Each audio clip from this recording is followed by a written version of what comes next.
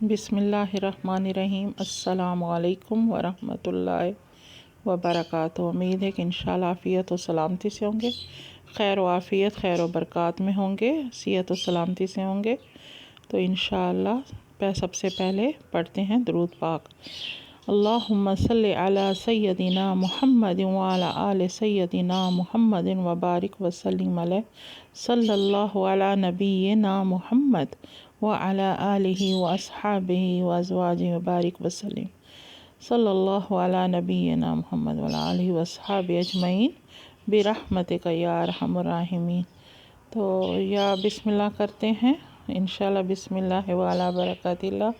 तो ये जो है सबसे पहले जो है हम इसको आप बहुत ज़बरदस्त जो है केक बनाने का तरीका, बहुत आला बनाने का तरीका बता रही हूँ।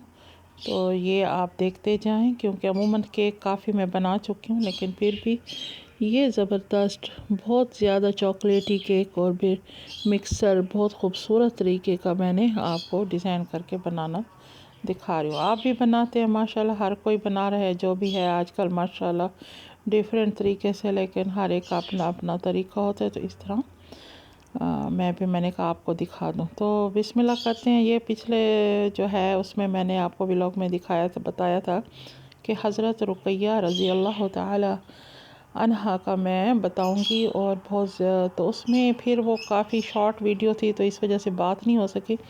तो इंशाअल्लाह ताला अब इसको इसी बात के साथ हम इब्तिदा करते हैं कि हज़रत रुक़ैया रज़ी अल्लाह ताला अन्हा जो थी वो हज़रत सल्लल्लाहु अलैहि वसल्लम की 33 साल उम्र थी। नबूवत से 7 साल पहले पैदा हुई, तो नबूवत मिलने से तो हज़रत रुक़ैया का निकाह जो था वो अपने हजूर सल्लल्लाहु अलैहि वसल्लम के चचा के बेटे उत्बा से कर लिया गया। और जब हमारे नबी पे जो वही नाजिल हुई और उनको रहमतुल लिल आलमीन ख़ातमुन नबिय्यीन बनाया गया, तो ईमान की ज़िंदगी जब हुए नाजिल हुआ, तो उससे जो है ना ये सारे जो उनका अपना ख़ानदान था बहुत ही तकलीफ़ और बहुत ही उनके साथ एक बहुत ज़्यादा वो हजूर के साथ यानी कि तैश में आ गए और तरह तरह की तकलीफ़ें और बायकाट भी करने लगे। तो अबू लहब जो इनके चचा थे, उन्होंने इतनी नफ़रत और इतनी इस्लाम से नफ़रत और इस शर से, क्योंकि देखें सूरत लहब पूरी नाज़िल हुई है इन पे, अल्लाह ने कितनी वईद बयान की है और कितना ज़्यादा उनको सख्त अल्फाज से पुकारा है। अबू लहब की जो थी औलाद जो थी, इन्होंने अपने बेटों को जो 2 बेटियां निकाह में दी थी, तो कहा कि आपने हर सूरत इनको तलाक देनी है, ताकि हमारे नबी को तकलीफ़ देने के लिए सिर्फ उनका मकसद यही था। तो उनके बेटे उत्बा ने उतैबा दोनों ने ही तलाक दे दी। ये उत्बा जो थी ये रुखसती से पहले ही उनको यानी कि अपनी अभी हजूर के पास ही थी, तो निकाह हुआ पड़ा था, सिर्फ रुखसती नहीं हुई थी, तो उनको तलाक हो गई। तो इतना तकलीफ़ हजूर सल्लम को हुई कि इस बात का बहुत ही रंज और गम हुआ और दुख हुआ। तो लेकिन हज़रत रुक़ैया का जो रज़ी अल्लाह ताला अन्हा का निकाह हज़रत उस्मान गनी से हो गया।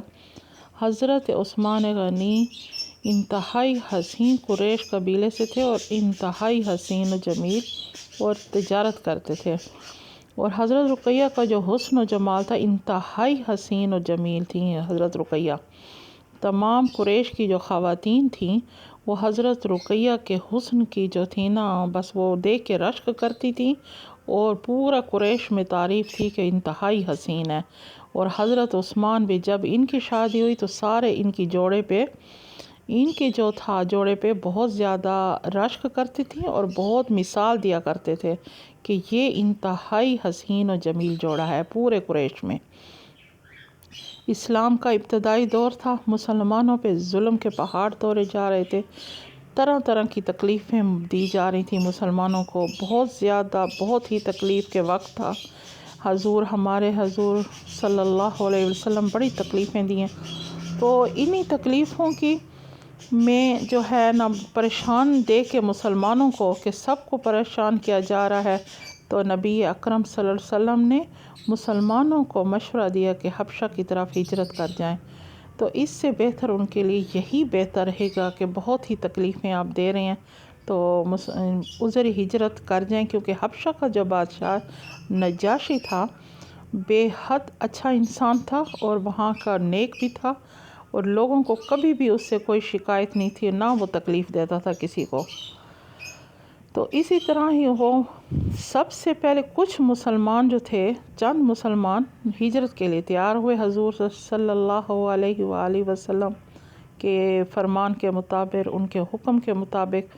تو جو کیونکہ اس ہجرت کا قرآن میں بھی ذکر ہے، اور انہی مہاجرین میں، انہی ہجرت کرنے والوں میں حضرت عثمان غنی اور حضرت رقیہ بھی ہیں، جو سب سے پہلے اسلام کی جو ہجرت تھی اور نبوت کے 5ویں سال یہ ہجرت ہوئی، تو یہ جو تھیں حضرت عثمان غنی بھی تھے اور حضرت رقیہ بھی ساتھ ہیں اس ہجرت میں۔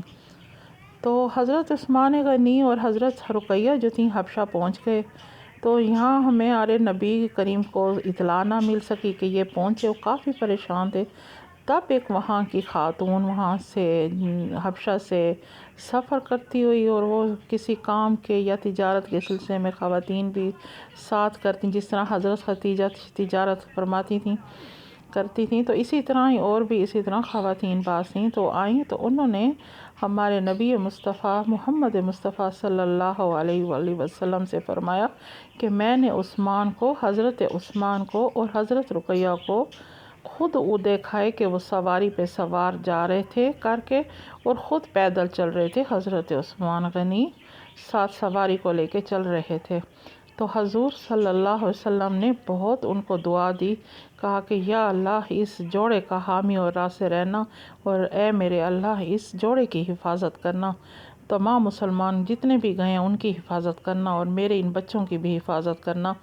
تو کچھ عرصے کے بعد واپس وہ حضرت عثمان غنی اور حضرت رقیہ مکہ مکرمہ میں تشریف لے آئے واپس۔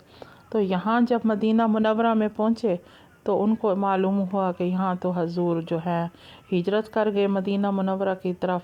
تو آپ نے تمام جو امور نمٹائے وہاں کے، اور پھر مکہ سے مدینہ کی طرف ہجرت کی، دوبارہ سفر کی طرف روانہ ہوئے، اور مدینہ منورہ میں یہ آپ کی دوسری ہجرت تھی۔